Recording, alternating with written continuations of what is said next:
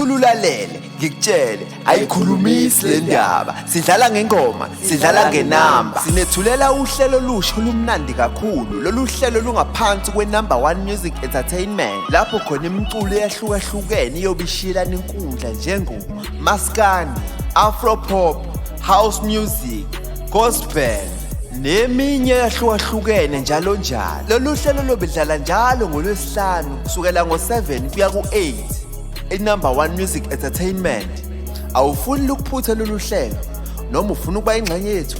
Kulula kabi kumele ukwenze ukuthi uhambe uye ku-YouTube, ekhasini la ka-YouTube ufike useshe i-number 1 music entertainment.